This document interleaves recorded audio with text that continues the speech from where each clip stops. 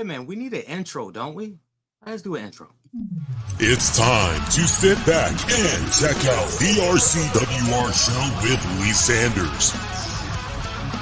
Get fun, in-depth coverage and analysis from the latest in professional wrestling in AEW, WWE, NWA, Impact Wrestling, or the world of entertainment.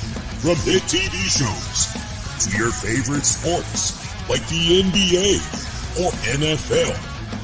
All things music, movies, and beyond, while trying to make sense of this crazy world we live in.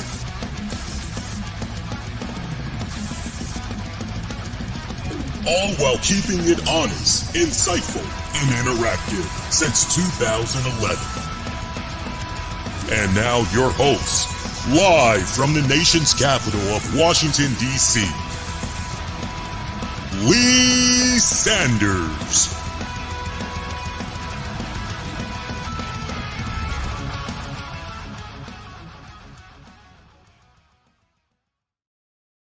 On my pretty babies, covering the latest in wrestling, entertainment, and beyond since 2011. You guys are checking out an all new the RCWR show.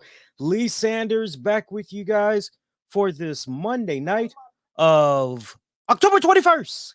2024 minutes removed from WWE RAW. Let me know what you guys had thought about tonight's show. Sound off. We got poll up on X, formerly known as Twitter, and we've got youtube.com/the RCWR show. Same polling options. Just search the RCWR show and you'll be able to find it that way. I know for the YouTube channel, go on the channel, click on the post section, and you'll be able to vote that way.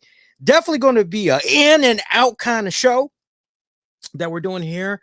It's amazing that in the 7 days since I was last on the air with you guys, it's been relatively quiet. So I actually like that. By the way, I am feeling loads better. However, I still have a little bit of a frog in my throat. My voice it's not quite at full strength. I'm still dealing with a lot of whispering and all that other good stuff. So I've been doing my best to drink plenty of fluids, particularly water. I've got some tea that's right here. I'm patiently waiting for this to cool down so I can sip on that. And this is a special type of tea.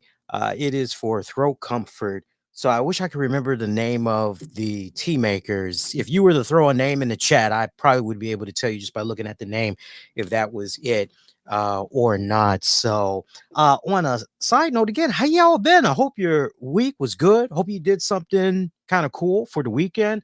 My weekend, it was chill mode because I have advising day that's going to be coming up this week.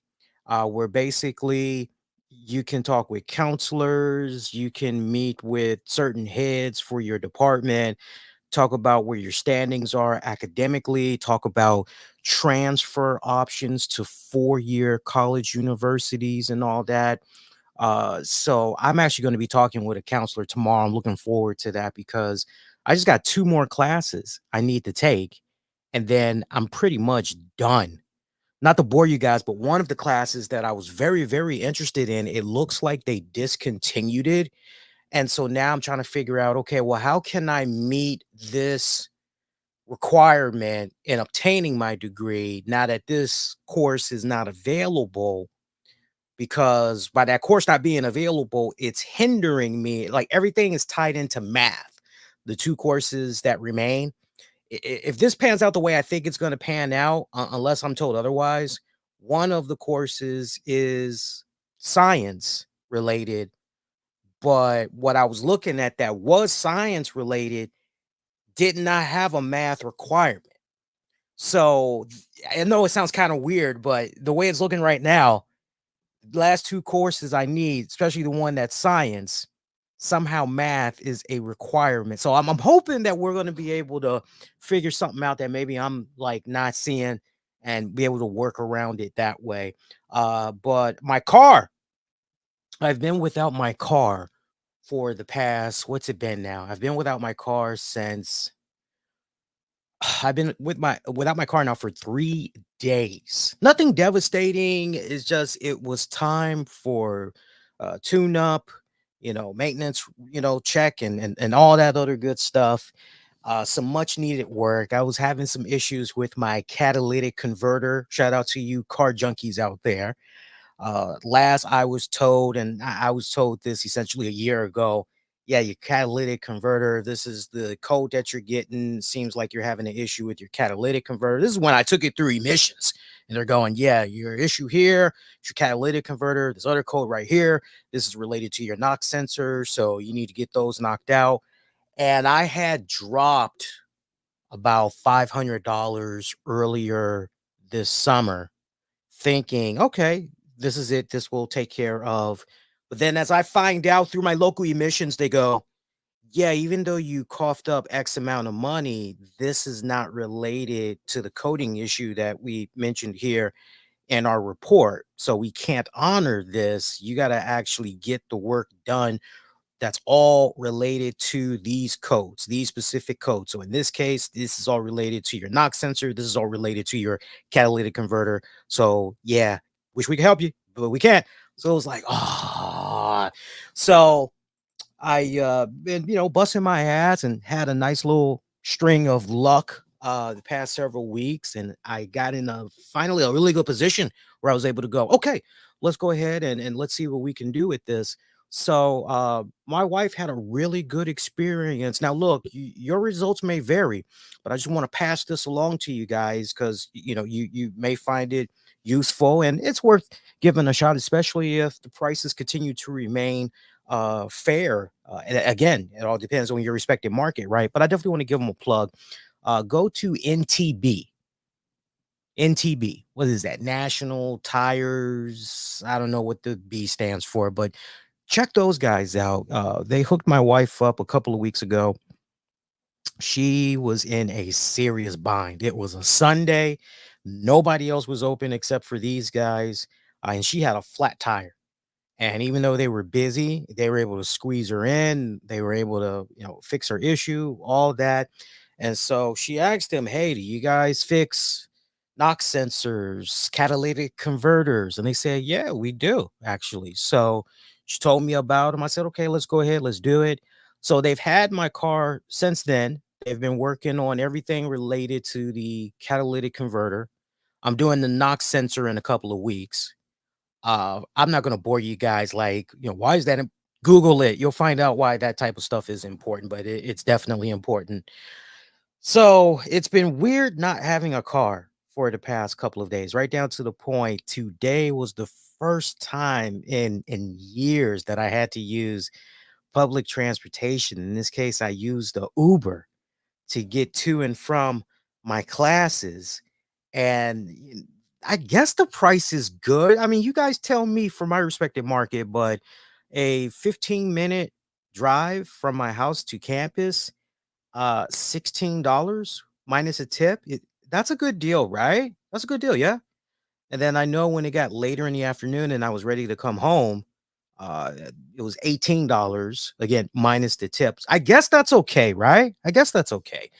But I can't wait to get the car back. Now, the best part, NTB's like, look, we're sorry for everything that's going on, but just remember, from the moment that you left us with your car, just save the screenshots for all your ride share, and we're gonna reimburse you for it. Like, oh, okay, all right, cool. So I keep trying to remind myself, hey, that money is coming back, but still, but I don't miss the ride shares. I don't. For those of you that's curious, I do not miss it whatsoever.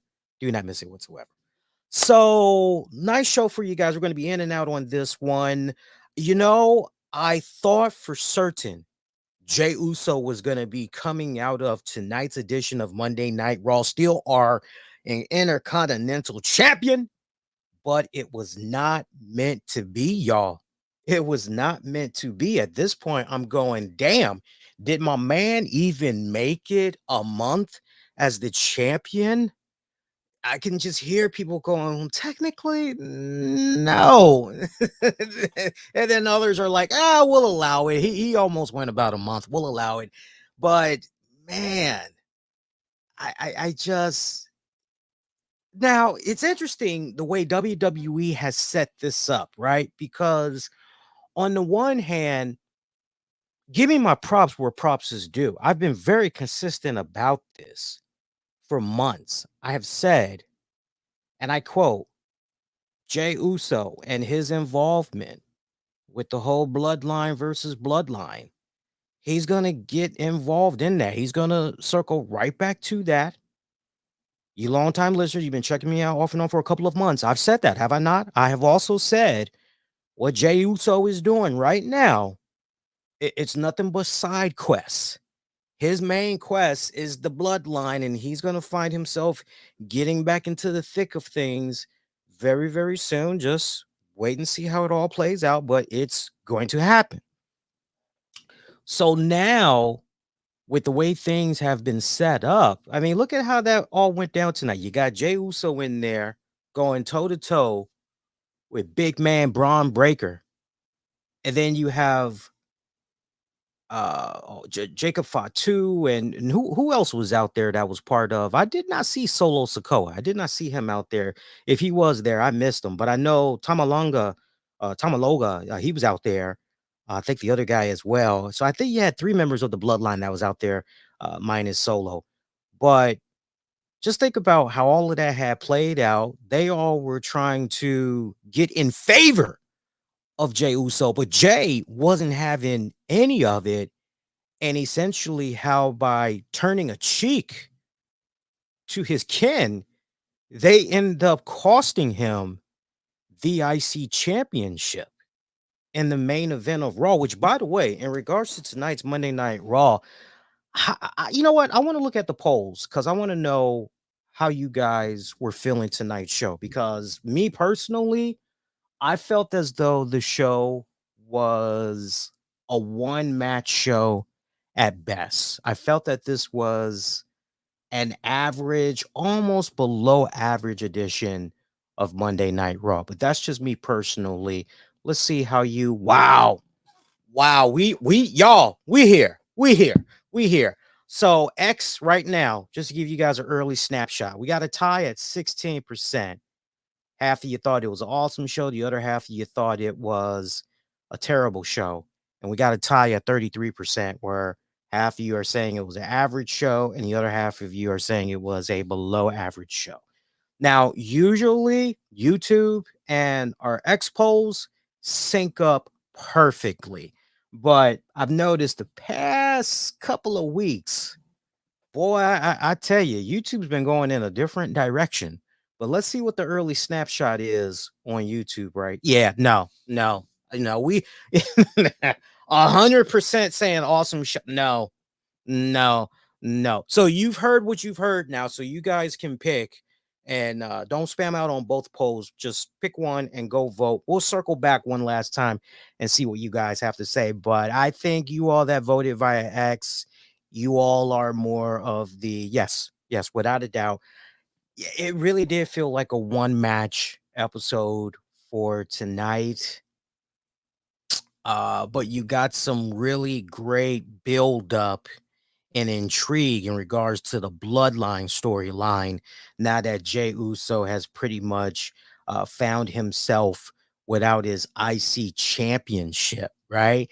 And you can almost make an argument that fans' greatest fear, podcasters, some people in the podcasting world have this mindset as well, that the greatest fear became reality tonight, where the biggest fear was, oh man, really hope that with everything that's going down with Jey Uso and this rematch with Bron Breakker, that he doesn't lose the championship, because then it's like, oh wow, this guy was just a transitional champion per se, but mainly this was just done to get the belt on him, because it's just, hey, he finally achieved a singles championship. Hey, and now, okay, moments happen. It's over and done with. Now let's go ahead and let's move on.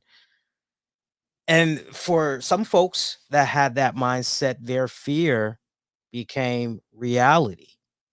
So, it's very interesting what's going on with Jey Uso, because if you're a Jey Uso fan, you're literally going, okay, why can't he have a longer title reign here? Why didn't he have a longer title reign? What's going on here? What is Jey Uso doing something wrong? Is he pissing? And look, not everything about Jey Uso is peaches and cream, right? Not everything is money. I mean, we can all be in agreement that as far as the promos go for Jey Uso, look, he knows how to get the crowd hyped up, full of that good energy, nothing but good vibes, good times, a lot of smiles, that big energy. I love that big energy that my man Jey Uso brings to the table and everything. But once you get past all that hype and the music and the lights, wave head bopping, and it's time for him to cut those promos, there is nothing to be desired. There is nothing. Those promos are bland as I don't know what. Now, look, some people, it's like mashed potatoes. I'm thinking about mashed potatoes because I asked my wife what did she want for dinner. She said, I don't care. So I hooked her up with a Stouffer's meal, mashed potatoes and the meatloaf. And we were going back and forth for a little bit about, hey, this is pretty good, but it doesn't beat, of course, it doesn't beat homemade, but like if you're thinking about just for a frozen meal, we were going, Marie Callender's meatloaf and mashed potatoes. That's number one. Stouffer's is number two. We were kind of going and ranking it and everything, but it's like a side dish of meatloaf. Now, most people like bland meatloaf. They like bland mashed potatoes, no seasoning in it and all that. Like, it's good. Some people can eat that stuff 3, 4, 5, 7 days a week, never get tired. And then you got some people, if they gotta eat it, look, we gotta jazz it up. We gotta put some flavor in that mofo. Okay, give me some salt, give me some pepper, give me some Mrs. Dash, garlic and herb. Like, we gotta jazz this up. Okay, let me put some cheese in this mashed potato. Let me put some ranch. Like, we gotta hook this up. And sadly, with Jey Uso, the evolution of his promos, yes, he's gotten better, but not by much, unfortunately. Not by much. But despite that, the guy still connects with so many people. So many people. He connects with so many of his fans and everything that you can pretty much look past that and all that. Like if that's the only bad thing you could say about Jey Uso, you would think, okay, well, as far as a singles run goes and all that, you can go pretty far, I think. So I know that a lot of people are going to be wondering as far as Jey Uso's future. Hey, does WWE even take Jey Uso seriously? Do they even really consider him as a true singles guy? Or, is it all just, and then you're also going to have that narrative that's going to be put out there on whether or not Rikishi, Jey Uso's father, whether he did more harm than good and being vocal about what he hasn't been liking with his sons, as he's been talking about it passionately on his podcast and everything. I'm here to tell you guys that despite all of these things, I don't think it has had an influence on WWE whatsoever. I truly believe in my heart of hearts that they've had this planned out with Jey Uso for many weeks as far as getting the IC title, dropping it back. What's the one thing that I've always said to you guys in regards to Jey Uso, Roman Reigns, that whole bloodline thing? Besides, hey, what he's doing right now on Raw, that's just a side quest. Any storyline with Rhea Ripley and Damian Priest, or he's doing this over here, like that's all side quests. His main quest is still the whole bloodline stuff, right? He's gonna get back to it, right? Besides all of that, I have also said to you guys in regards to Jey Uso, hey, look, WWE is continuing to stay the course. They ain't, unless something drastic, maybe in the form of an injury or wait a minute, the fans, they are really yo, we got something here. Wait a minute, we need to change our trajectory here. We need to go with this instead of that instead. Like, unless one of those two scenarios were to occur. Oh my God, this guy got arrested. He beat the crap out of his girlfriend, or unless some devastating crap went down like that.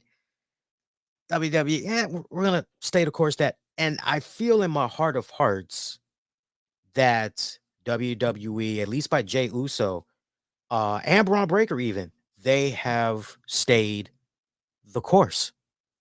They've thrown you some nice little curveballs here and there, and we'll give it to them, right? But when it's all said and done, you really take a step back and you just look at everything that's been playing out these past several weeks, couple of months. You can honestly say to yourself, nah, this doesn't feel like WWE might have been a little bit rattled or influenced by maybe what Rikishi said. Or I know Triple H, what's that report that went out a couple of weeks ago? They said something along the lines of Triple H actually pays attention to what fans are saying on social media about certain superstars, certain angles, and all that other stuff. Hey, if he and a bunch of other guys are doing that, kudos to them. That's great and all that. But keep cool, my babies. That's my whole message to you guys. Keep cool. Just sit back, enjoy the ride. All right. Jey Uso, he wasn't buried tonight, because I can just see that with some shows. I can just picture that as the title of their fucking videos. Jey Uso buried. I can see. No, no, no, no. Stop with that nonsense rhetoric. Okay, stop with that. Bron Breakker getting the IC championship back. Honestly, I always felt he should have never lost it in the first place. I felt that there was a lot of storytelling left with Bron Breakker as the IC champion. So the way in which the title was used pretty much to advance a story arc here. I gotta say, in regards to this new regime of the WWE, whether some of us want to go this route and have this uncomfortable conversation, but I think it needs to be said, they are literally pulling a Vince Russo move out of the playbook. What is Vince Russo? What's the one thing that even to this day, and that's probably going to be like his last dying breath of words that he puts out there, right? But he's like, bro, Kevin Nash referred to the belt as a prop. So that's why I say sometimes, bro, that the belt is a prop. Like, it's just a prop to help us. Even Bruce Pritchard, to a degree, he has said, okay, look, we're going to use this title. It's going to help us further advance a plot. What they've been doing, WWE, that is, what they've been doing recently. I mean, just think about it for a second. Drew McIntyre, CM Punk, Money in the Bank briefcase. They use that basically as a prop to advance the storyline, to advance the rivalry. Now we're seeing what's going on here with Bron Breakker, Jey Uso, Bloodline, and the IC title, and how that pretty much was used as a prop to advance story arcs, right? So you got that going on. And then let's not also forget what's getting ready to go down at Crown Jewel in what, about a week and a half, basically, where we've got those nice, pretty, shiny Saudi Arabia titles, and look at how those are pretty much being used as props to further advance story arcs within reason and all that. So kind of interesting what we got going on here when you really stop and think about it. So marinate on that. But the match itself, the main event match itself between Bron Breakker and Jey Uso, solid stuff. Had just the right amount of time. It went about, I would say, 15 minutes, give or take, or just shy of 15 minutes. Um, was the bloodline interference? Was it overkill? Um, you could make an argument that it was, but you know what? It was pulled off just right. Yeah, and I love the fact that it kind of seemed as though, oh man, Jay's gonna escape, but then it went to Braun. Braun, you could make an argument. Braun needs the IC title more, all things considered. all things considered, you can make the argument, no, you know what, Jay will be all right because he's got the bloodline arc, but what does Braun really have right now? He's just pretty much like we've already to do anything less with Bron Breakker would be going backwards. And that's the last thing that you really want to be doing with Bron Breakker, right? I mean, I would think so. So, all things considered, both men walked out of this pretty good. Pretty good in my personal opinion. Some other stuff that we had go down on tonight's Monday Night Raw. Hey, it looks like our girl, I was going to talk about this much later, but it looks like our girl Samantha Irvin, she is done with the WWE. She is wrapping things up and she is going to be leaving. She announced that she's going to be departing the WWE. I'm so sad. I'm so sad, but I have tears of joy. I have tears of good memories and all that. But look, you know, and I know she put out a lengthy post, series of posts online and everything. It's worth going out of your way to read and all that. She's got a bright career ahead of her. Whatever she decides to do, whether that is she wants to go into voice acting or she's a very beautiful woman. I mean, from her eyes to her nose, her lips to her hair, she's got a great body. I mean, she could definitely do pretty well for herself in Hollywood. Hell, even just as a model, she would do very, very well. Whatever her aspirations are, whatever dreams, she can definitely accomplish it. If she wants to go the singing route, she can accomplish that as well. I have faith that in the time that she was with WWE, whatever she is interested in career path wise, there's so many options that's available that she can definitely go there. I know Ricochet had commented online, Samantha Irvin's fiance. I know he commented online that no, contrary to the belief, she's not going to AEW. So take comfort in that. And it's kind of one of those. Can we really be sure? Because when it came to Renee Paquette, that was kind of shot down too. But eventually, as we saw, she did show up in AEW. So is it really can we really take what Ricochet is saying at face value that Samantha's not going to be coming to AEW? Well, you know what? No, there is no definitive. We can take that and there is no. What I do honestly believe though, let me take a quick sip of my tea here. What I do believe though is that after all the years of service she has given to the WWE, being employed with them and all that, I do believe she's going to take some much needed time off from being on the road and everything. And she's going to spend time with her man and they're going to, lay out what they're trying to do for the holidays and spend time with family, go do some sightseeing, all that other good stuff. I believe she's going to take several months off just to, recharge her batteries, do her. And, trust me, after maybe a couple of weeks or at least after the holidays, that's when she's most likely going to start getting serious about, okay, so what is next? What do I want to do here?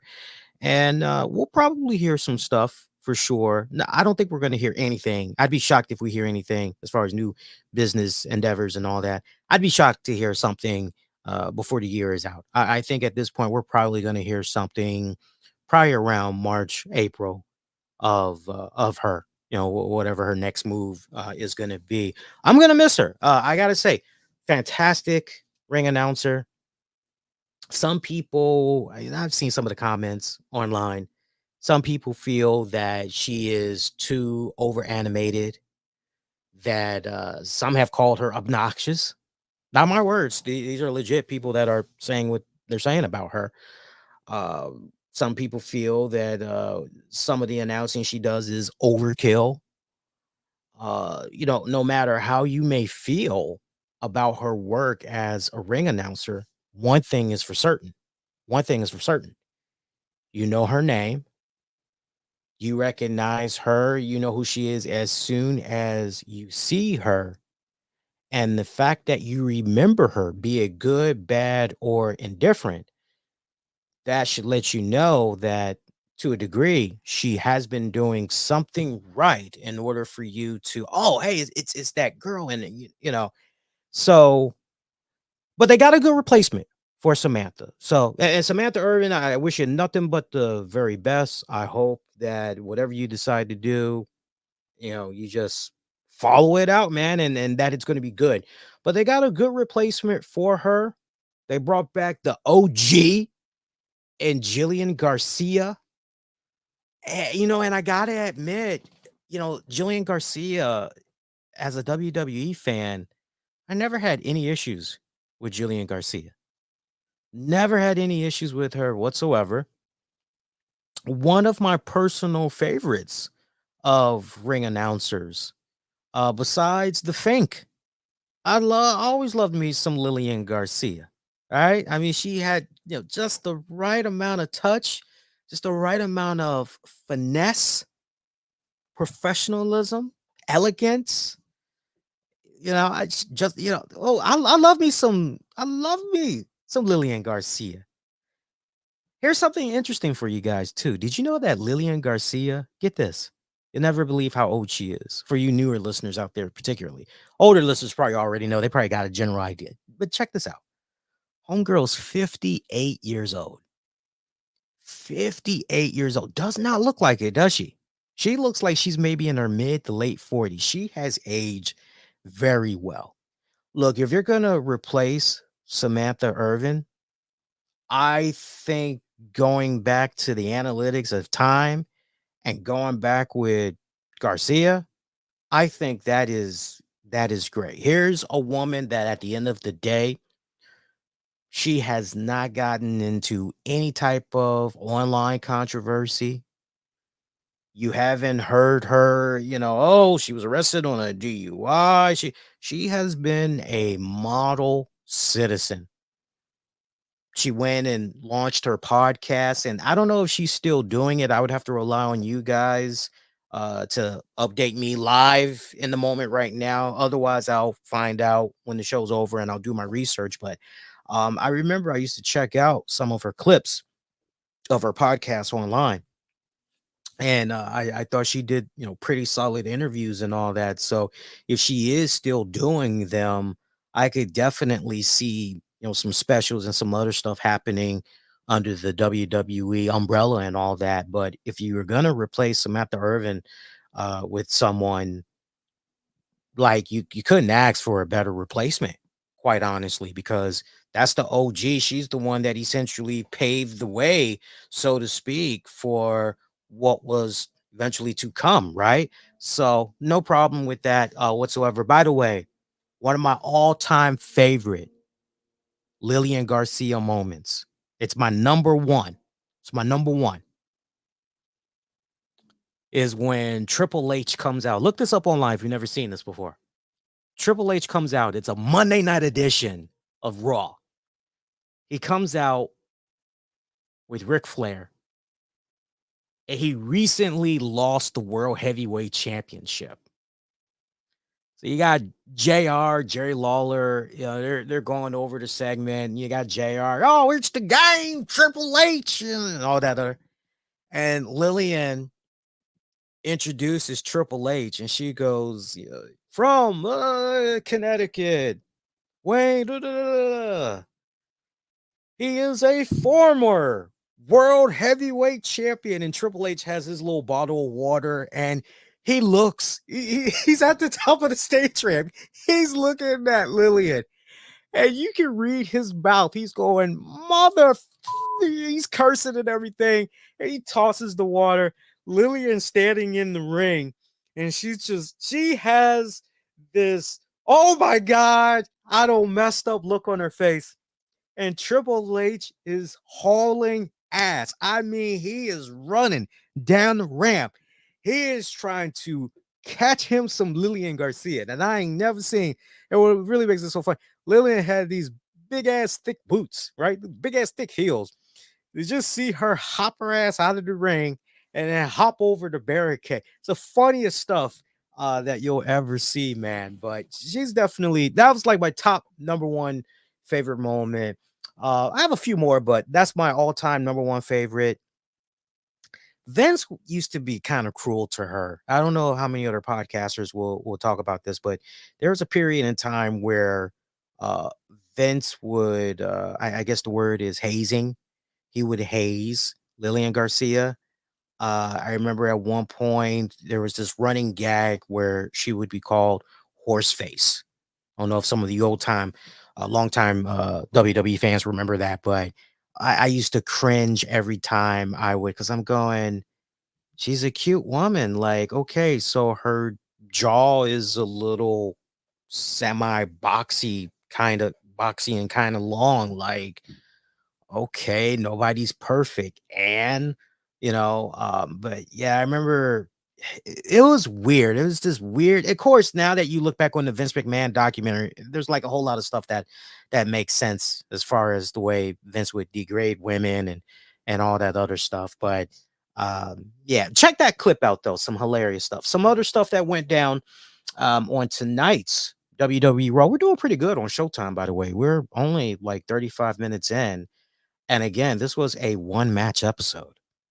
So the rest of this, we really are going to be going through with ease. So I hope you appreciate the side chatter for what it's worth, because when it's all said and done, I don't even see us going an hour 15 for this show. It's been a slow news week and all that. So hey, sometimes it's good, right? You can be in and out, check out other shows, all that good stuff. Raw came to us from Philly tonight as well.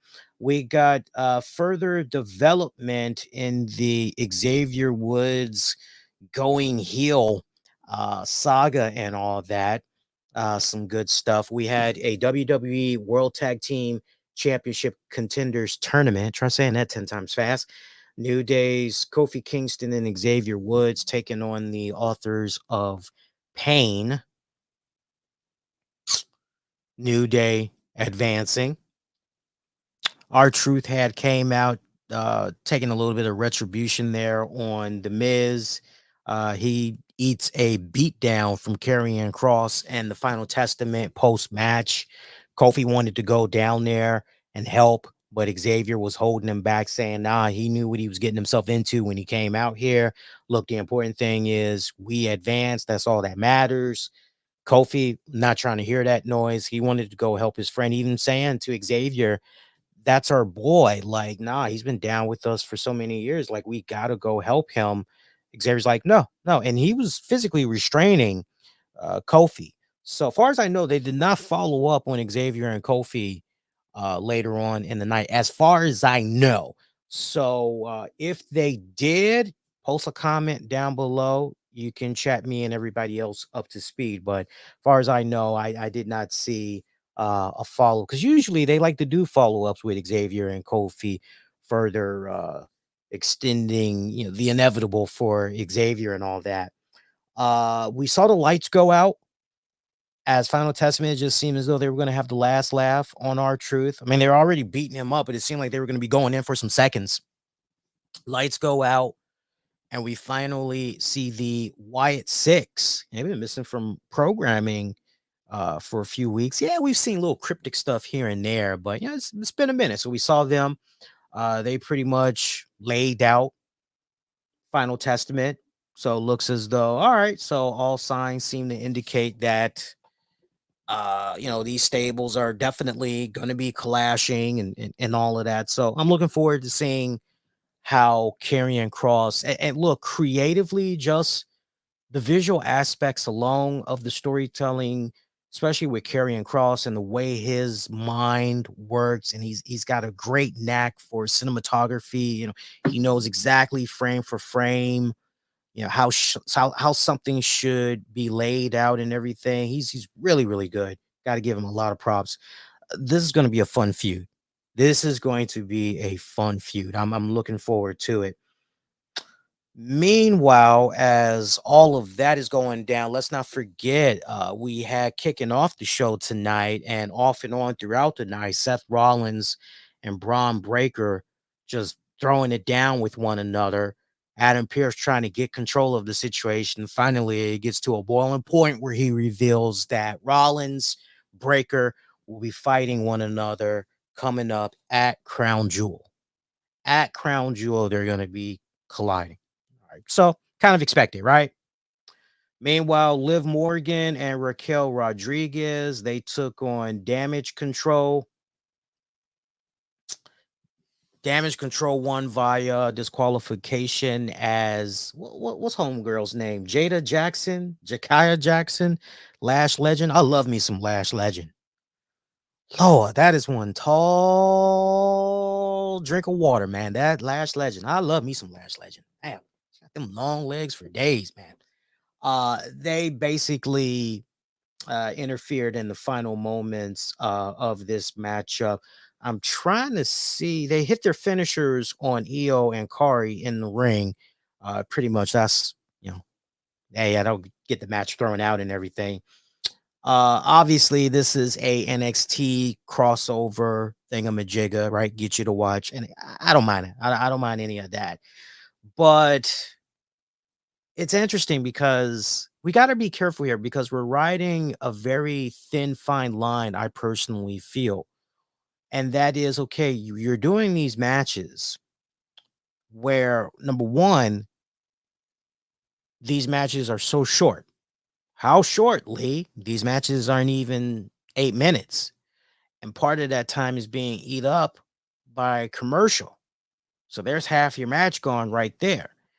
And then the other thing that hurts matches like this is when you're pretty much going, yeah, look, we got these people out here, but we really, really want you guys to pay more attention to these NXT girls because we want you to watch NXT on the CW this week.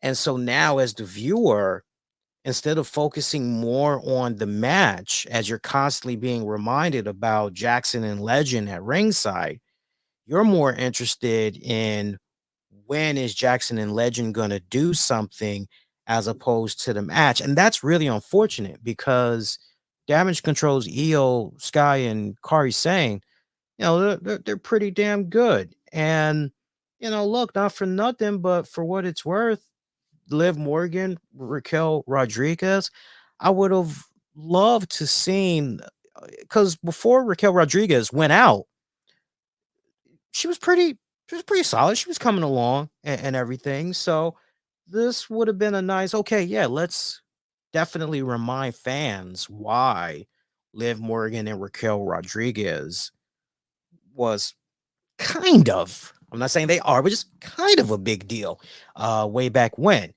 So, but this was just, I thought this might have been a little bit too overbooked for my personal taste. That's just me. But yeah, I wasn't a fan of it whatsoever. I thought the whole NXT thing that was just greatly overshadowing this one. And anytime you put me in a position where I'm more interested in, I mean, just picture this, right? Pretend you don't really know anything about NXT. And there's this tall, big, sexy looking black woman with these long ass legs. And the camera keeps going to her. You're like, yeah, who's she? What is she about? What you like? You're more interested in her. You're more interested in probably Raquel Rodriguez, right? You know, there's just so much. Okay, where's the focus? Where do we really need to be here? We're talking about this crown jewel joint that's going to be coming up, women's champion, like all this other stuff, right? Now, we did have Rhea Ripley come out and she was trying to get her some licks on Liv Morgan and everything. And by the way, the work itself was a bit sloppy from the NXT girls, even from Rodriguez, some sloppy stuff that was going on in there. But Rhea Ripley comes in there, has Liv Morgan, gives her a headbutt, getting ready to go for the riptide. Dirty Dom comes in there, break it up. Rhea manages to get Dom, sets his ass up, beats him down pretty good. It's a nice little fun segment, but and a lot of sloppiness, just all the stuff that I highlighted, just not really a fan of it whatsoever. Meanwhile, another World Tag Team Championship Contenders Tournament, Rey Mysterio Dragon Lee taking on Brutus and Julius Creed of American Made. Mysterio Dragon Lee picking up the win by pinfall. Here's another match right here. It's tag match. Commercials tapped into it. You were lucky if this was a 7 match when it's all said and done. Creed brothers are definitely coming along. Lee really coming into his own. I'm enjoying the team up there of Lee and Mysterio. Yeah, they make a great little tag team. Short match though. I'm gotta say, now that Raw is back to a 2-hour format, I seems we're getting more commercial breaks. And the matches, it's like, yeah, it's a little short matches that we're getting here. Let me see. Am I missing anything else? Let me see here. I feel like I'm missing maybe one more match, but let me just make sure. I don't think I am, guys. I think that was like everything. I'm just double checking here, looking at my notes. Wow. Yeah, guys, that that was it.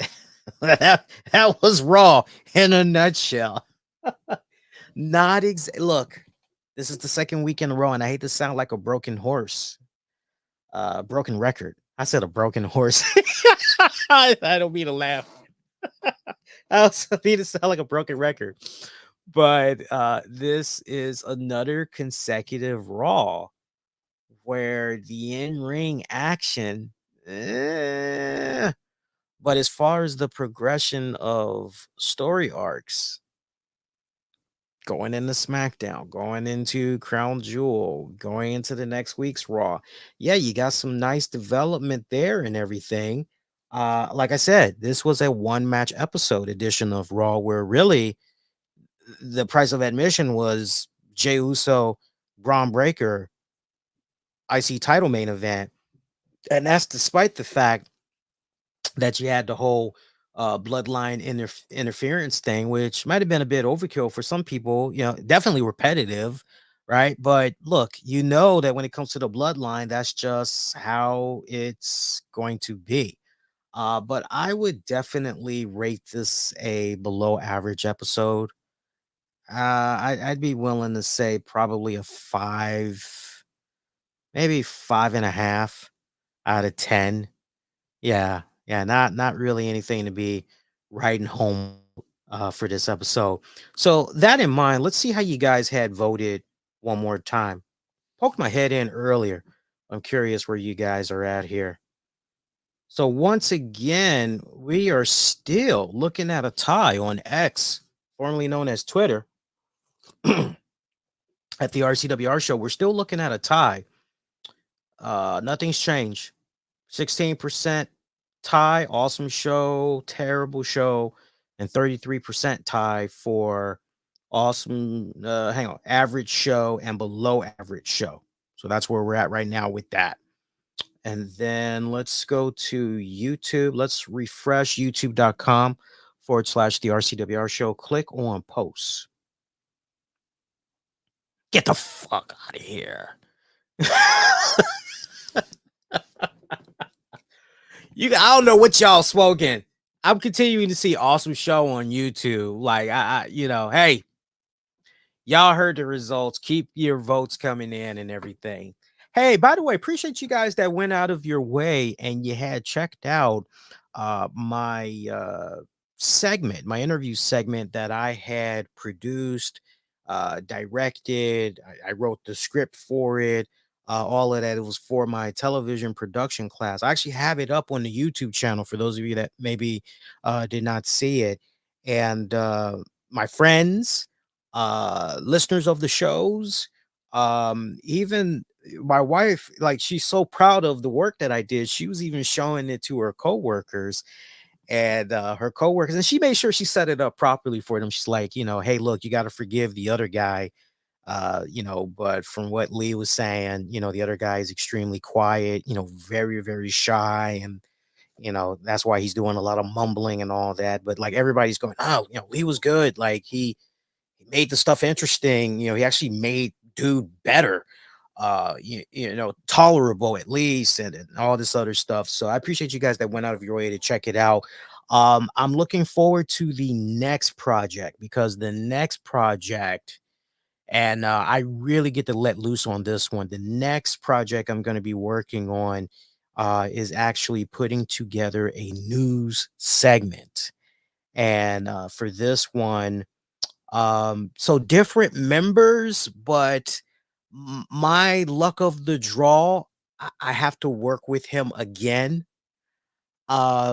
I'm thinking this go round, unless he says differently, I'm thinking the next go round, we're going to try to utilize him behind the scenes, have him focus more on the technical aspects, including audio and all that. We're going to have him mainly work behind the scenes, maybe help us fine tune our scripts, but we're going to have him work more behind the scenes. But I am getting one new member for this totally different project. Again, it's a news segment. So I'm actually, your man's going to be in a suit. I'm going to be behind a desk, and I'm going to be reporting on a news story. Where I don't have the specifics down yet, as far as like, well, actually, I know what the specifics are, but now it's just about trying to see who I'm going to be able to secure for interviews and all of that. It's going to be kind of one of those investigation type segments. You know how you're watching something, and let me think of a quick example real quick. You may have noticed that you're now being charged 10 cents for plastic and paper bags. What's causing all this? Our news team investigated. So I'm going to be doing something like that, but it's going to be more related to,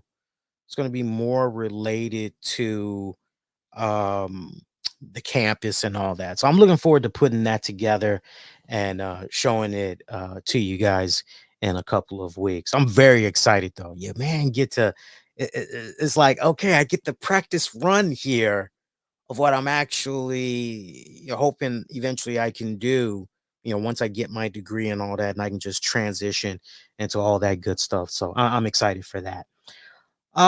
Let's see. So we got that. It was nice seeing, wifey was like, "Hey, I gotta tell you, like, one of my girls, they saw your joint." I'm like, "Oh." I'm like, "What they think? What they think?"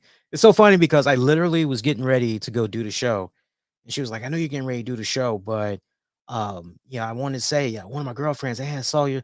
I'm like, "Well, I got time to hear about myself. I got a fucking big ego. Like, go ahead. How great was it?" Hey, on a little bit of a somber note, I want to extend my heartfelt condolences, uh, prayers, thoughts of strength to the family, friends, colleagues of one Joe Koff. Joe Koff, who was the former Ring of Honor COO. He passed away last week. So obviously, while we were away, he passed away like a day or two later. Passed away at the age of 73. He was battling some form of cancer. He had decided around August that the treatments, whatever treatments he was receiving for his cancer, that no more. I just can't do it. I'm done. I just want to go on ahead, stop it. And pretty much this was one of those cue up Led Zeppelin's In My Time of Dying. He pretty much was making his arrangements. And look, you got to understand, when you hear something like that, that might sound pretty morbid, that wait a minute, you're stopping treatment, like, this could save your life. But you got to understand something. For some people, they cannot go through those radiation treatments. Those radiation treatments, let me tell you, they are, I don't personally, like, I'm knocking on wood that I'll never have to deal with, but I have had direct family members that have gone through that. And it is a pain. It is a bitch. It is a bitch to go through those radiation treatments. So to hear somebody say, look, it's painful, it's not exactly, oh, I'm just going in to take a shower. I'll be back in about a half. It's not like that. Okay. It's not like that. For somebody to go, this is just too painful. This is just too much. Let's just stop the treatments for this and let me just enjoy my final days. Let me just, right. That, hey, you got to respect that. You just got to respect that. But Joe Koff, what people need to understand here, how sometimes off and on over the years here on this show, I've brought up the Kevin Bacon pyramid, right? The whatever degrees, 6 degrees of Kevin Bacon. Like you could essentially do that with Joe Koff because you can make an argument that AEW and it all traces back that AEW, Tony Khan and them would not have come to be if it wasn't for Joe Koff, right? Joe Koff, who has been a TV media head for years upon years upon years, at his core, a big old wrestling fanatic, a big old wrestling head. And so for him to be in an opportunity where he's associated with wrestling, right? And like you'll go online, and I don't know how many of you all have tried to see about tributes or just looked him up in the news, but you're not going to find anything bad about Joe Koff. And that is a powerful testament to how the man operated. I've had friends and friends in the podcasting world that have been to the ROH shows because let's not forget, I'm out here in the DC metropolitan area. So when ROH was regularly doing their thing up in Baltimore and all that, I used to get offers, but I would always be tied up with some other stuff, and I'd hear from my friends after the fact about how a lot of those shows went and everything. But I would always, hey, Joe was at the show. Right, and he's just enjoying it just like all the other fans, very approachable, never came off dickish, holier than thou. I'm better than you. I drive a Bentley, you know, get away from me. Security, he didn't roll like that whatsoever. He was very approachable and everything. I think about how when it came to that period of time where and I was big into the shoot interviews and the wrestling DVDs way back in the day to the point I don't know how long many of you listeners been with me, but if you've been with me as far back as when I would do DVD shoot reviews and all that, pat yourself on the back because you definitely are an OG. I remember when it came to vintage ROH and Nigel McGuinness, Daniel Bryan, their infamous feud and everything. I can't remember what was the final show, but well, it was going to be the final show, but it was a main event match where Daniel Bryan, Bryan Danielson, and Nigel McGuinness they were going to be fighting, and both of them got signed to the WWE. And as we all know, Bryan Danielson would further advance into WWE. Nigel McGuinness, he unfortunately, as that story had went, he got a serious sideline, and pretty much it seemed as though that was it for his career, respectfully. Um, as we all know, it turns out, not the case whatsoever. But Corey Silkin, I think it was, he was so upset that Bryan Danielson and Nigel McGuinness, I mean, these are his two major stars, right? He's already experienced like so much, changing of the guard with folks going on to greener pastures elsewhere. He decided that after Danielson and McGuinness were going to be rolling out, he was going to be shutting down ROH. And folks need to understand the totality of this.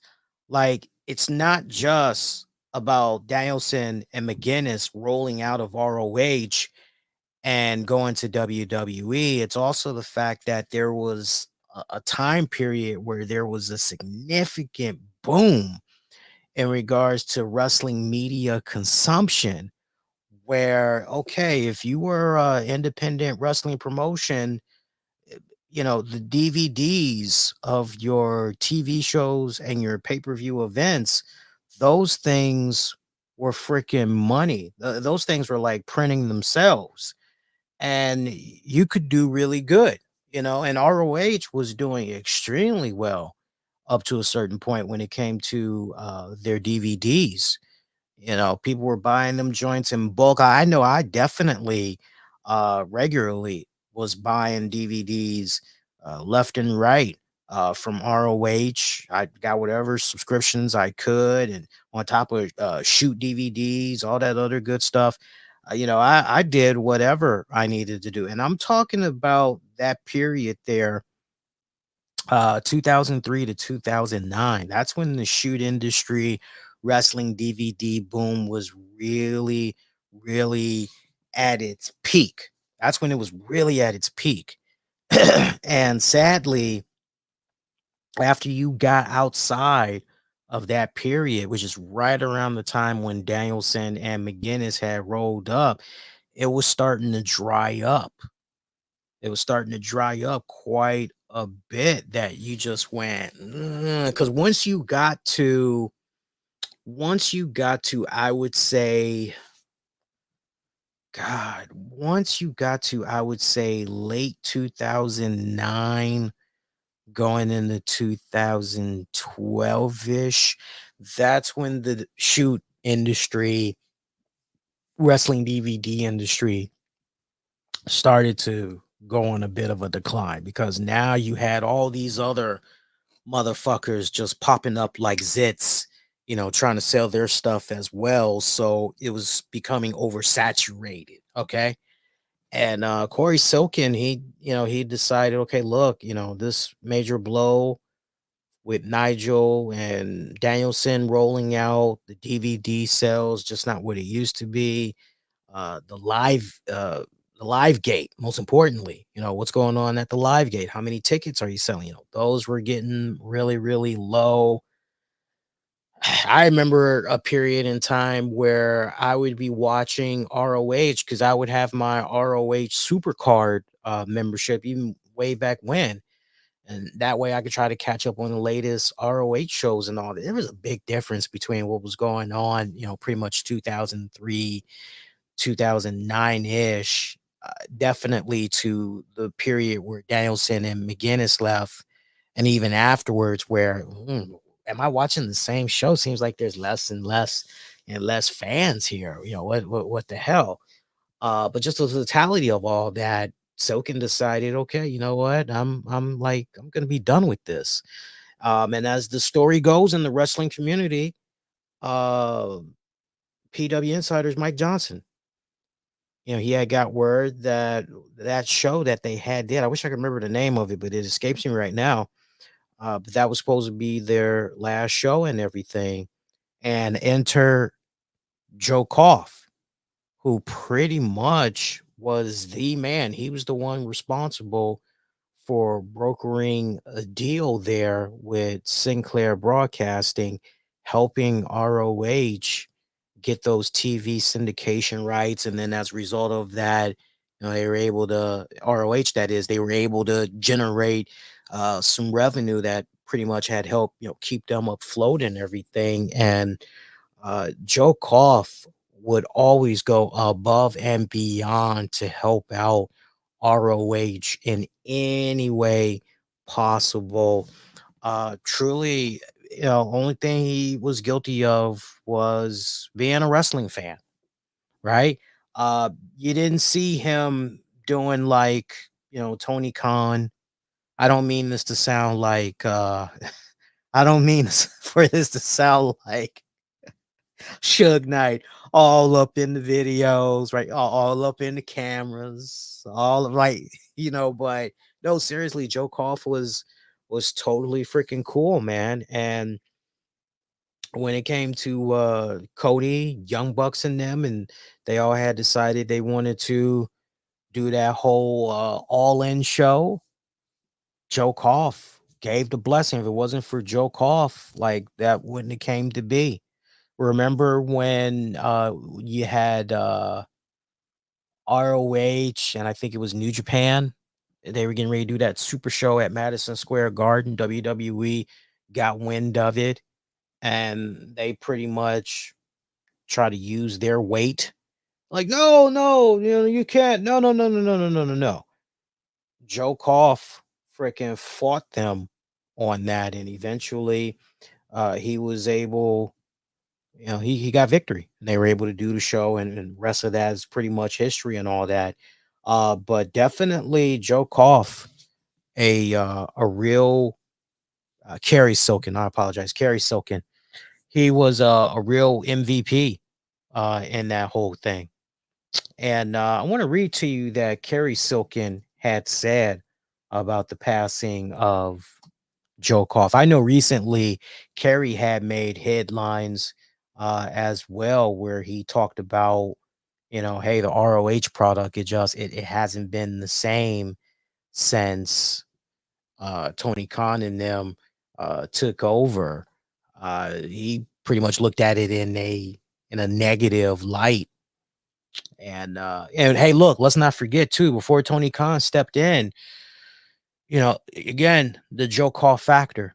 If it wasn't for Joe Koff going above and beyond and trying to help make sure, with his friends at Sinclair Broadcasting, that ROH somehow continues in some form, because WWE, they didn't want to own it. They did not want to own ROH. The only thing that they wanted to own in regards to ROH was the library, and that was it. They didn't care about anything else. But lifelong wrestling fan, worked in the television industry for decades, did Joe Koff. And here is what I'm trying to see if I can find it here. Nope. I thought I had the quote. There's a quote from Kerry Silken somewhere online. Give me a second here. Let me see if I can find it. Because what he said online was really sweet. It was very, very touching. I wanted to share that with you guys here. If I can't find it this go around, it's all good. But let me try this. I found his post here. Hang on. No, he said something longer than that. He said something much longer than that. But he did say, RIP Joe Koff, thank you for being such a kind man and your love of pro wrestling. But there was something he said, maybe it was to a media outlet, but I'm not seeing it now. It's kind of weird.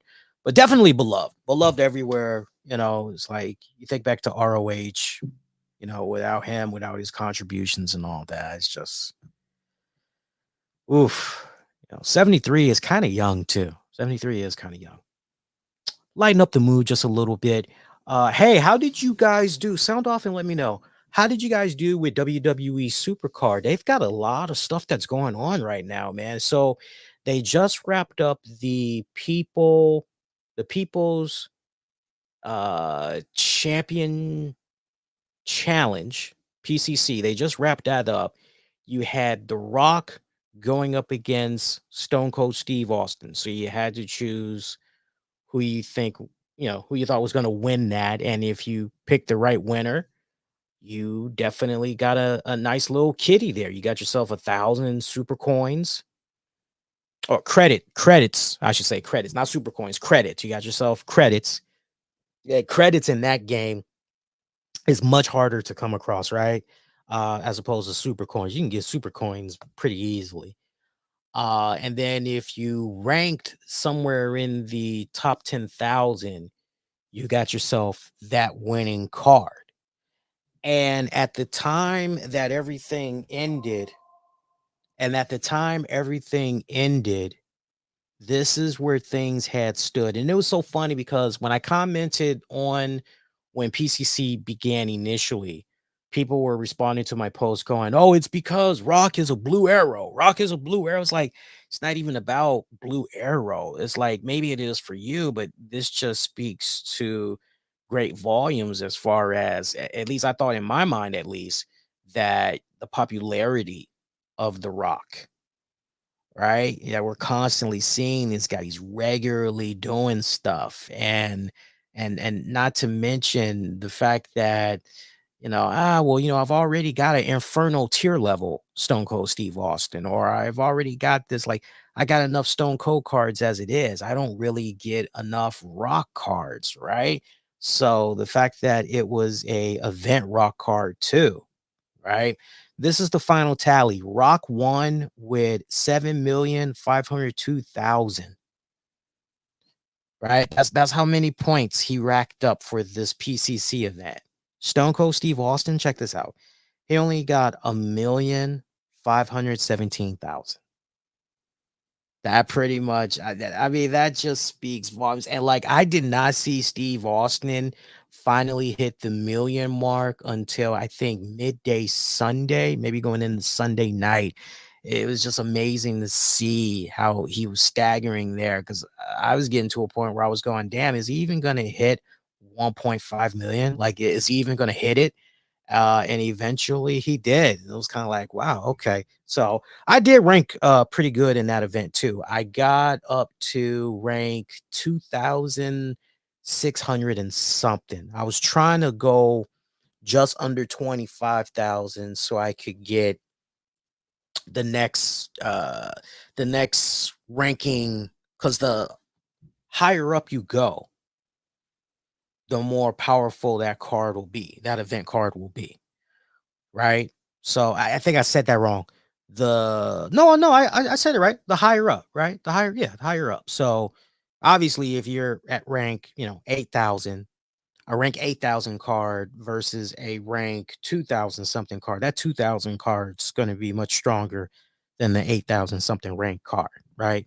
So no, but I did pretty good in the event. And then they've got that ghoulish event that's going on. How y'all been doing on that one? Me, I'm getting ready to unlock a couple of joints, because I'll give you guys a tip. I'll give you guys a tip right now. If you don't mind spending a little bit of money, go and unlock those summon potions. Get up to, if you got the money, get up to unlocking level 3 summons potion or level 4, and stop right there. Stop right there. Combine that with getting the free ad joints, because you get only one free ad watch where you can break the seal, go get some ghosts.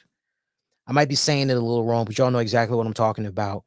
Because for it to refill, that's going to take like about 3 to 4 hours. But usually you get, hey, do you want to chase ghosts by watching an ad for free? And usually when you do that, you're able to go in afterwards, catch some ghosts. So combine that, stay on top of your 4 hours if you can, and you'll eventually, if you do it just right, it should only take you, I think it took me about 3 days, and I almost have 3 sections of the ghost complete. Because remember, you got that one hand that represents certain tier of ghosts, you got a foot, and what's the other one? It's like a pumpkin, flaming pumpkin. There's like a flaming skull or whatever. So like, I almost got the hand and the foot complete. The other ones are not that far behind, but you can definitely, can you do it free to play? Yes, you can definitely do it free to play, for sure. Some other stuff we can get into. Talk about Sting real quick. Did y'all hear about this with Sting, the icon Sting? He recently did an interview where he revealed that he has signed a new multi-year deal with AEW. Now, he also reiterated that as far as seeing him in the ring goes, no, we're not going to be seeing him wrestle. This is more final. And he reminisced about what all went down 2016 in the WWE. Nothing really new, pretty much within reason, regurgitating what we all had already known. Really nothing new there. But for you newer listeners out there, basically, he said in this new interview that in 2016, Vince McMahon forced him to retire under the WWE umbrella. And he knew in his heart of hearts that he was not done wrestling yet. And that is why he said what he said during his WWE Hall of Fame induction ceremony speech about the whole, the one thing I can say about Sting is, right, you finish the rest. So, but he said, to his credit, he didn't do anything for about 5 years. And then Cody, the Bucks, they gave him a call, and rest was pretty much history. But he said that as far as seeing him in the ring, he's definitely done. It's final, right? Ain't gonna be no part-time, ain't gonna be no one-off in the ring, one seat, none of that stuff. He is done. And he also talked about how he is a really good real estate agent. He used to flip houses and all that. So he's gone back to that line of work again, and he's loving it. So his focus is mainly on that, but we'll be seeing him from time to time appear at AEW events and all that. The way he summed it up with Tony Khan and AEW, it's pretty much their version of a Legends deal. And as part of that deal, they've basically got exclusive rights to his likeliness and all that they want to use for marketing, merchandise purposes, and everything. So, by the way, if you guys want to check out a really good QA, check out my recorded audio footage of Sting at AwesomeCon from several years back. It's really good Q&A, some really good stuff that's in there. It's on the YouTube channel. I think we made the audio version available as well, but I know it's on YouTube. Just search AwesomeCon Sting RCWR show, and you'll easily be able to pull it up with ease. Just trying to think, what else can we get into here on the show? I'm working behind the scenes on putting some stuff together. Your man had got the new what's the name of that? The new Quest Meta VR headset. I've got the 3S version. 256 gigabytes. And if you were to ask me how I'm enjoying it so far, so look, I went through the tutorial, fresh out of the box. By the way, can I get a amen on the fact that when you take that son of a bitch out of the box, it's not fully charged? Like, what the I don't know how it was for you guys, but mine was not fully charged. I probably was on that thing for maybe if I was lucky, 45 minutes. And my battery was down to 13%. And I got the message and everything letting me know, hey, you need to charge soon. I'm like, what the hell? Now, I wasn't expecting, to be on it for 5, 6, 7, 8 hours. But I thought for sure, just off the break for this type of technology, I thought for sure I was going to be getting 2 hours, maybe 2 hours and a half. So the fact that, brand new out of the box, and like the damn thing's not even at least at 50%, it was like, so, but I went through the tutorial and all that. I got the Batman Arkham Shadow bundle. So that basically consists of having the VR set, the controllers, You get 256 gigabytes of memory storage and all that. And you get the Batman Arkham Shadow game. I thought I was at least going to be able to try a demo or something of the game, and it's like, nope. Like, so I'm hoping maybe before I go to bed, maybe the game will launch. Hopefully, they're not going to operate on a no, no, no, no, no. It might be midnight, but you're gonna actually have to wait until 3 a.m. Eastern to play it. That way, when it's 3 a.m. for you, it'll be midnight in the Pacific, and then you guys will all be able to play at the same time. Like, no, no, no, don't do it. Don't do a brother like that, please. But I loved it. Just navigating through the tutorials, setting it all up, and all that. It's like some freaky. I mean, it was some freaky stuff. Let me tell you, it was some freaky stuff.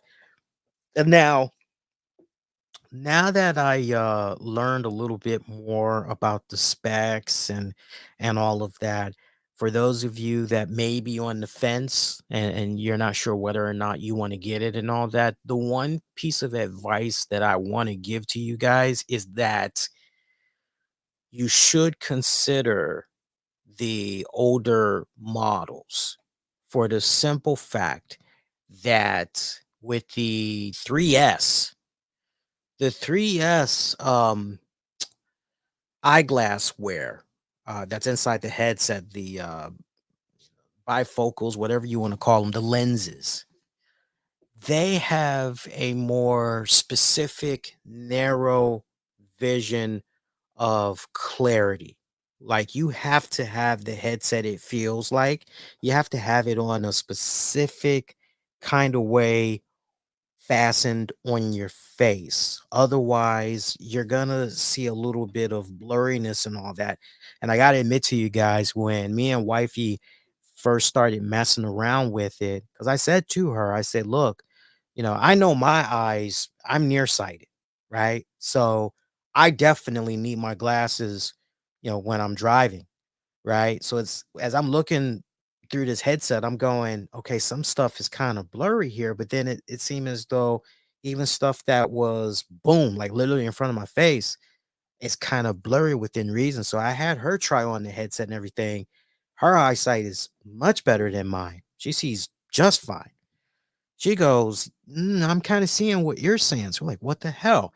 And so when I did my research online, seeing what other YouTubers had to say and everything, was able to put two and two together. It's basically has to do with the way the lenses for the Meta Quest 3S has to do with how they're made. So you have a more narrower focus. And sadly, with the 3S headset, you basically got three settings where if you're messing with the lenses, you can pretty much go. I'm having holding my hands up so you guys can see how it is. You could basically grab them and go 1, 2, 3. It's basically three eye settings. That's the best way you can kind of hopefully get it to a point where stuff doesn't look kind of blurry, a little glossy. Whereas the older models, you don't you virtually don't have that issue whatsoever, because you can pretty much put them on and maybe you might need to do a slight adjustment, but it's more covered as far as vision of clarity goes, if that makes any sense. But if that's not a deal breaker for you, I would say, if that's not a deal breaker for you, you don't care, you just want to get in on it and all that, I would say, yeah, you could definitely consider getting the 3S. But if you don't mind waiting another week, because I'm about to start playing the new Batman Arkham Shadow game. So if you don't mind waiting a week, I'll really be able to tell you whether or not it's something you should put on the Christmas list and all that.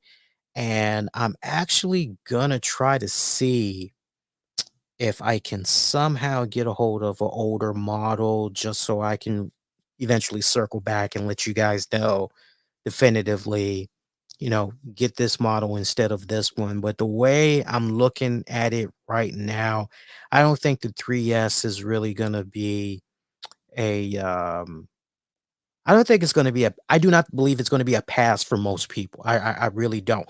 One crucial piece of advice I do want to give you guys, though, don't go with the 100 and what is it? I think it's 125, 128 gigabyte.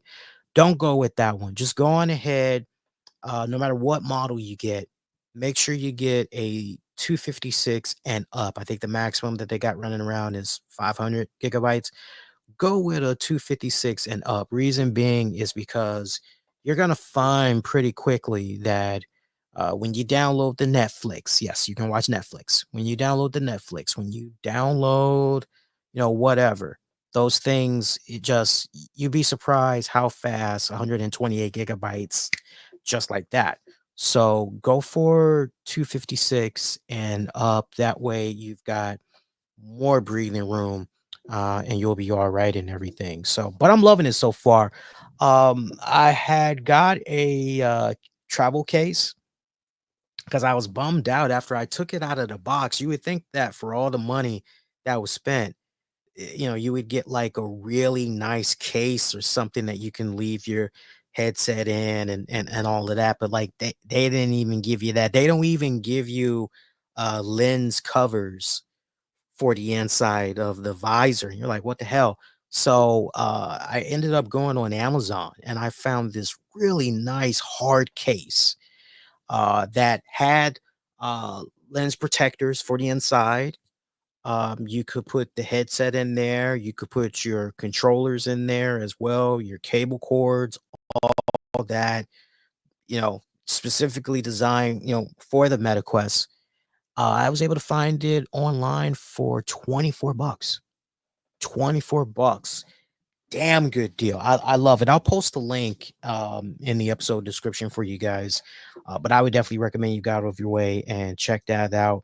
I'm looking at some of the charge stations that they have available for the headset and for the controllers. I can't get a definitive, okay, this is great, like overwhelming, hey, this is great. And I was looking at a lot of reviews on Amazon. And sadly, a lot of the reviews on Amazon, like everything is mixed. I pay more attention to the most recent reviews, the most recent critical reviews. Not too kind on a lot of the charging stations that I saw out there. So if some of you guys are maybe a little bit ahead of me with your MetaQuest swag, and you got some recommendations, definitely drop it in the comments section. It's definitely going to set you back a couple of $100 though for what I got again, which was a bundle, because you got the game, you got the headset, of course, the controllers and all that, right? And there's also I get a 3-month trial of something. I can't remember what that was about, but I got a 3-month trial of something. Basically, that was 400, I think $450 or whatever. I know that they're getting to a point where they're about to discontinue the 128 gigabyte model, which makes a lot of sense because most people go through that with freaking ease. So I know at one point the introductory price was $199. Whether or not you're going to be able to find a MetaQuest headset for that price, I mean, you're able to find it for that price, brand new too, and everything, fresh out of the box. More power to you. But I can definitely see that. I keep going on and on about it. I'm trying to give you guys a heads up, and usually when my gut instinct is right, it turns out I'm right. Keep in mind that the 3S model was first unveiled last month and it just came out a few days ago.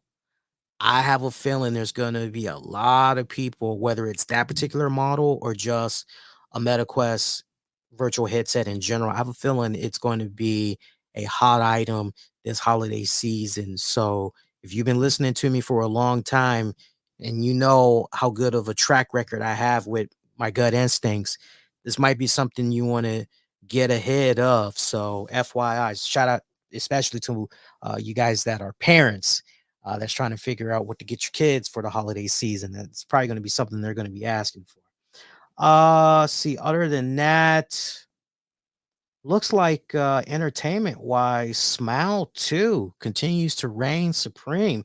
They are what a strong weekend for them too, man. Smile 2 is winning it. Terrifier 3, solid hit as well. It looks like the Smile sequel claimed the #1 spot with $23 million. That's pretty damn good, as it was expected to make 20 million over the weekend. So the fact that they got 23, that's pretty good. And that's about equal to 22.6 million that the original Smile opened to September of 2022. So that's pretty damn good. Pretty damn good. Smile, that's well positioned as well. As far as its domestic start of $23 million overseas, and then just worldwide, just combine everything, they're sitting at $46 million compared to their $28 million budget. So they pretty much broke even. That's not really, too bad or whatnot. So that's good. That is very good. I'm very happy to hear that. I'm definitely going to check those movies out. I've been hearing a lot of good things on those films, so I'm looking forward to not just watching them, but doing some future reviews for them as well. But anytime you have a movie that is not just okay, not only are we going to release this, right? But we're gonna break even on our budget and all this other crazy stuff. Like, I mean, think about this for a second in regards to Terrifier 3. This movie was developed on a $2 million budget, and worldwide, as we speak right now, they're sitting at over $40 million. That means that they have done something freaking right. So that is just amazing. And it just makes you go, Joker 2, what? Joker 2, it's like a thing in the past now. By the way, do you guys remember what I said from last week? Joker 2 is going to be hitting your streaming platforms and available for digital purchase later this month. And the movie came out earlier this month. No, thank you. I'm going to take that same money and I'm going to buy me my Deadpool and Wolverine. I have not watched Deadpool and Wolverine. Within reason, I've done a fantastic job dodging spoilers and all that. So I am looking forward to watching that on the big screen with my great sound bar system and all that loveliness. Let's see. Other than that, just circle back one more time. I think that might be it show wise. Try to stretch it out a little bit as best as I could because I didn't want to leave you guys hanging. Shout out to TNA. Shout out to TNA Wrestling. It looks like for their respective Hall of Fame at Bound for Glory, Rhino and Bob Ryder are going to be going in for the weekend of October 26th for the TNA Bound for Glory. I'm actually going to watch Bound for Glory. I haven't watched a TNA pay-per-view in a minute, so I definitely want to poke my head in and see what's going on and everything. But that's good that Bob Ryder is going to be going in, right? And just to kind of give you guys a little bit of info on Bob Ryder. Bob Ryder, professional wrestling journalist. He was one of the community heads for Prodigy's pro wrestling area. And he founded OneWrestling.com and was the webmaster for ECW's website. He worked for WCW during the Monday Night War era and co-hosted the popular WCW Live with Jeremy Borash, co-founded TNA Wrestling, one of the first employees for the company and all that. So multiple hats that this guy wore. And I mean, Rhino, forget about it. Rhino definitely had some pretty memorable moments in TNA Wrestling and just the overall career, right? ECW, just everything involving Rhino. So two good guys that's going in. Should be a really awesome night. Looking forward to that. But yeah, I definitely am going to be checking that out. I'm aware of RJ City's comments about the Undertaker, by the way. I definitely I can hear you guys now screaming at me. Lee, what did you think about RJ City Undertaker? So look, and just to kind of get some people caught up to speed. First of all, some people are probably going, RJ who? RJ City. AEW, right? So since he started his 6 Feet Under podcast, Undertaker, as we all know, he's pretty much gone from man of mystery to, let's be honest, god damn, would he shut up? He's talking too much. Okay. So he often comments, you see this more than once. He talks about how wrestling was better back in his day, and he talks about very specific things as far as what was so great about his day and all that.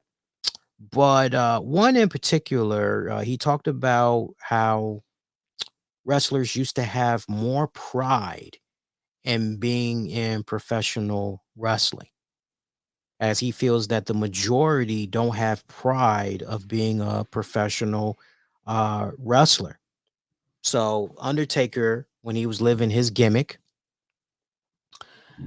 he was making sure that if he was out in public, he remained the dead man, rarely spoke, especially media and all that. So, quote, there is such a concerted effort to let everyone know what it is that we do. We try to protect the magic. No, we don't. It's wide open. There is no pride in the industry and what it is. They don't have the same kind of pride. Yes, they are great performers. They can do great things. They are more athletic than we ever were. That's great. There are some, but overall, the majority, they don't have the pride of being a professional wrestler. So you kind of understand where he's coming from, where he says that, right? You get the mindset, and you kind of go, yeah, okay, within reason. I can see what he's talking about now that you really break down the whole, pride aspect. You understand the setup, what led him to saying what he was saying. You're going, well, I can't really disagree with that within reason. Oh, okay, sure. Speaking to Francine for her podcast, Francine on Eyes Up Here, RJ City took the liberty of praising Tony Storm while at the same time responding to what Undertaker recently said, saying, quote, I haven't seen anyone so wrapped up in a whole thing that is so unique to themselves like Tony Storm since, I don't know, The Undertaker. And she's not doing half-ass horrible podcasts now. She's not wearing weird problematic shirts and being like wrestling is not telling stories. Thanks, Mark. I really appreciate it. His show is weird. The guy is weird. He's a weird man. Back in my day, it was a lot better. I'm sorry. You were always dead. Did you start off dead? Would you like to explain that? I love RJ City. I really do. I really do. Look, the way I'm gonna sum this up, because this ain't no long-winded thing. The way I would sum this up in regards to RJ City, and I can't wait to hear Jim Cornette, Brian Lass talk about this a lot more. But um look, what this comes down to with what RJ City said, obviously RJ has a great problem with the fact that at the end of the day, Undertaker is a Republican. More specifically, Undertaker is a Donald Trump supporter. I'm well aware that Donald Trump went on Mark Calloway, aka the Undertaker's podcast, and I don't know if Kane was part of that as well, but I know there was series of pictures and videos floating around of the trio and talking about how important it is to get out there and vote and screw what Dave Bautista is saying and all this other stuff. I don't care to listen to the interview. I don't care to listen to the interview. It does not pique my interest whatsoever. I'm good. Now, if somebody wants to send me a transcript and be like, Lee, apparently Trump said this during the Undertaker, what did you think about that? So, for instance, to hear that The Rock allegedly called Donald Trump after Trump got shot and was just checking up on him, see how he was and all that. If that is true, you know, Does that make me think any less of The Rock? Does that make me not like him anymore? Does that make me no, no, not at all. Um, when it comes, I've always been one of those firm believers. I don't care how you vote, just get out there and vote. That's my whole thing. I would like to think that in this day and age when we all disagree, like the most reasonable, level-headed people, I would like to believe that we all can come together, even if we disagree on something. We can still come together, have a meeting of the minds, understand where each other are coming from, and still be cool with one another, still be friends, still be family. Yeah, the political climate these past several years, it's gotten so toxic that it's gotten right down to the point of don't dare bring this up because this it will cost you your friendship. This will cost you your family. This will cost you your marriage. This will cost you, you fill in the blank. And so it's kind of one of those, yeah, don't touch it. But my whole thing is get out there and vote. So to hear that Trump did the interview with Undertaker, and I'm like, okay, great. I particularly I don't care to listen to it. Right. Now, before anybody goes, oh, well, hey, I have that same energy for Kamala Harris. Oh, she's getting ready to do Howard Stern, or she's getting ready to do. It's like, yeah, I'm good, and I have my respected reasons for, why I'm good. I'm not gonna get into it here on the show. That's it.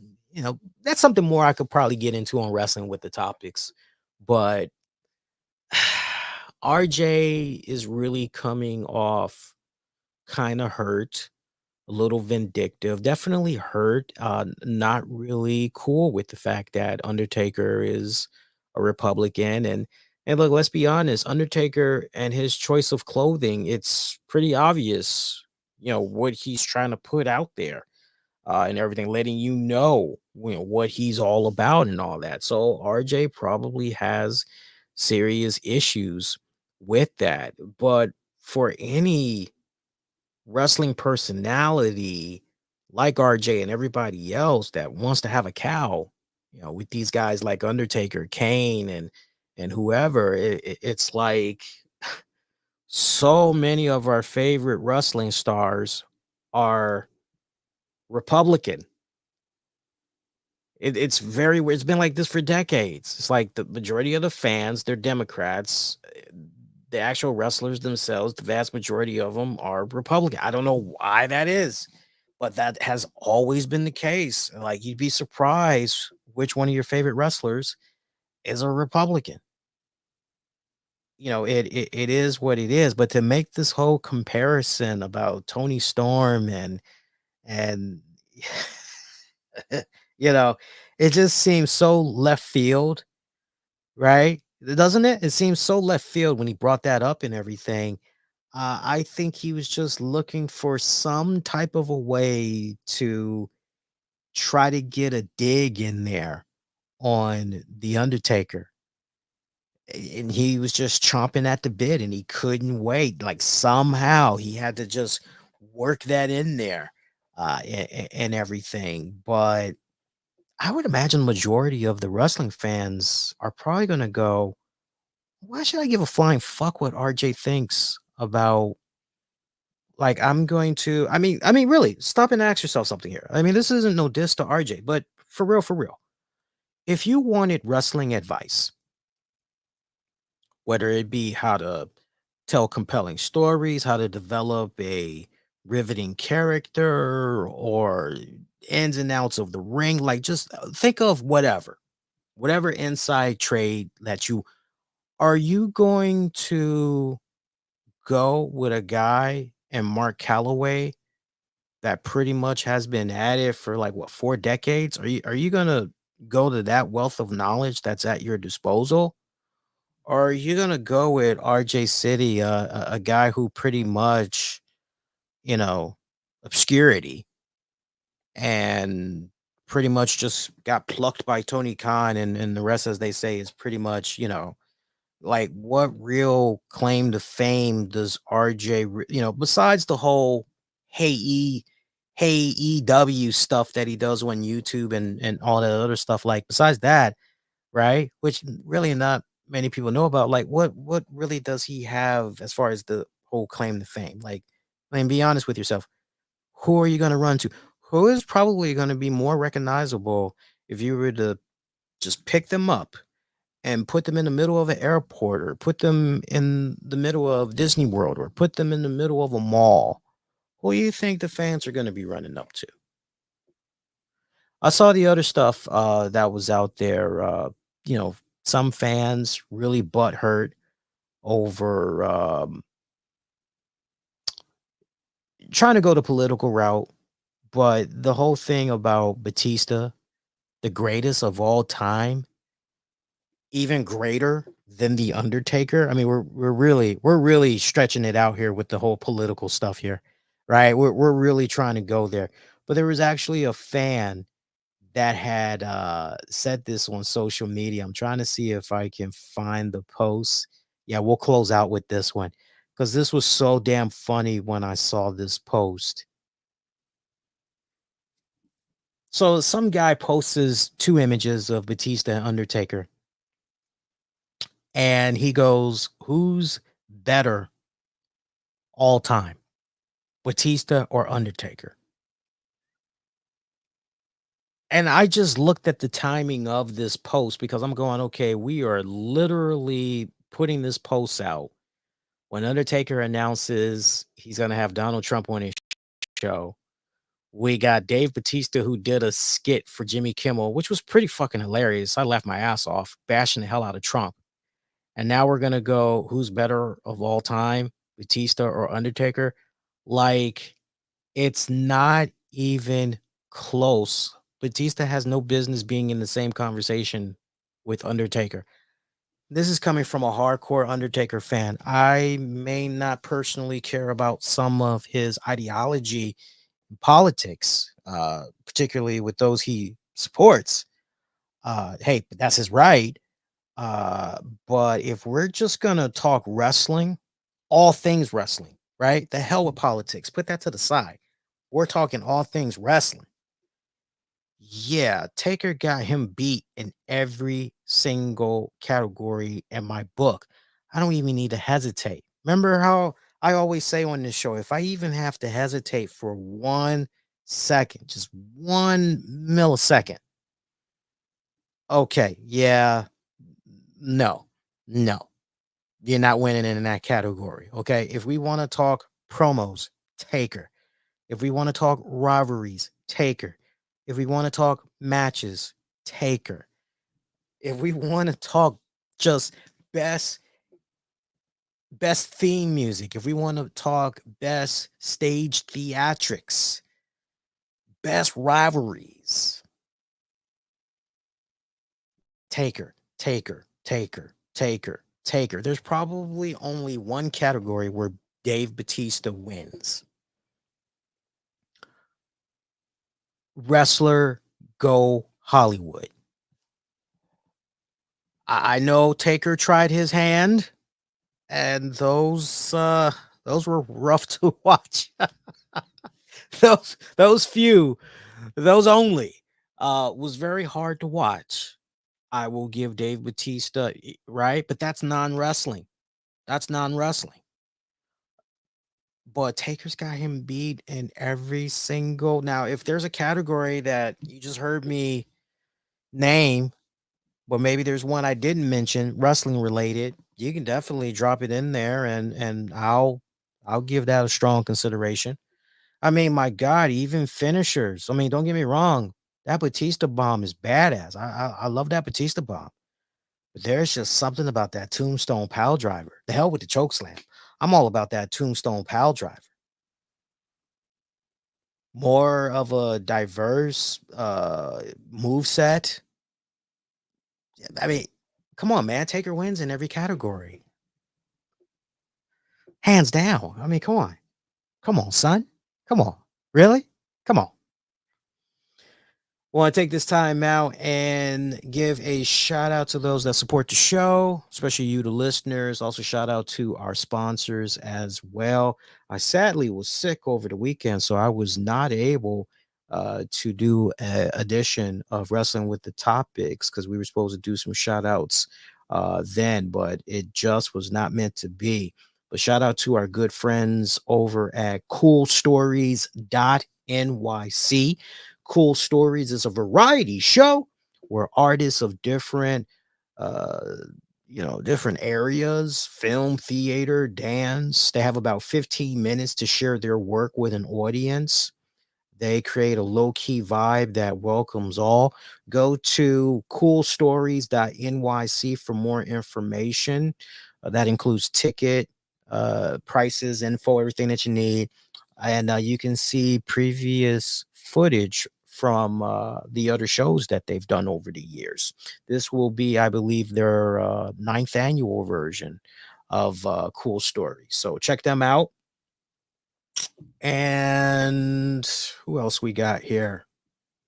Oh, that's it for sponsors. I thought we had one other sponsor that I got to double check and make sure. But it looks like that's our only sponsor. Wait, which that's fine. That's fine. But that's fine. If you guys want to treat me to a cup of coffee, or in this case, a cup of tea, you can definitely do so. Hit me up, Cash App, PayPal.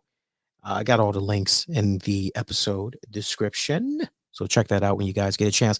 As far as programming notes go, I am thinking at this point, I'm going to rest up. And unless something breaking happens, I'll be back with you guys for sure this Sunday, October 27th. I'm hoping I'll have my car back way before then. Honestly, what's the holdup? They're waiting on this one part. They were able to do everything else with the car, but they're waiting on this one part. And unfortunately, the contractor that they have an arrangement with, it's supposed to be, hey, we call you guys, we tell you we need this part, you're supposed to deliver the same day. So I should have actually had the car Sunday, but these people were like, no, it's impossible. We can't get it out to you. It's like, well, then you're not honoring your contract. What the hell?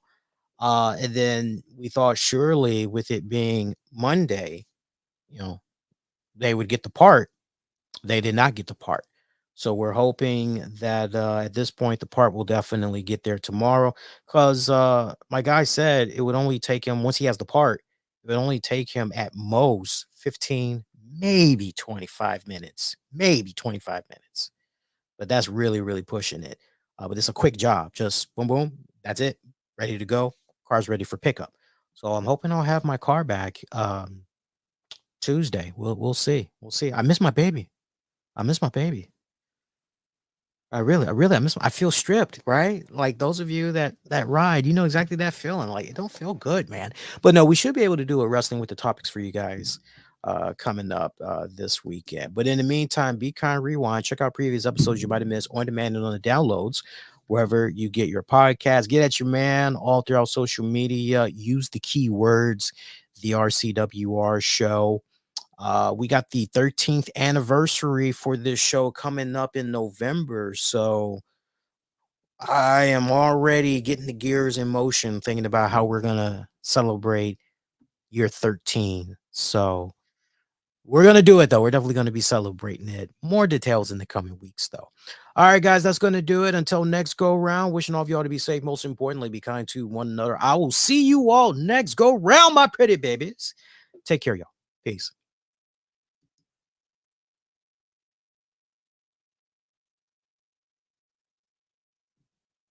You thought the show was over, right? No. Now the show is over. Take care, y'all. Peace.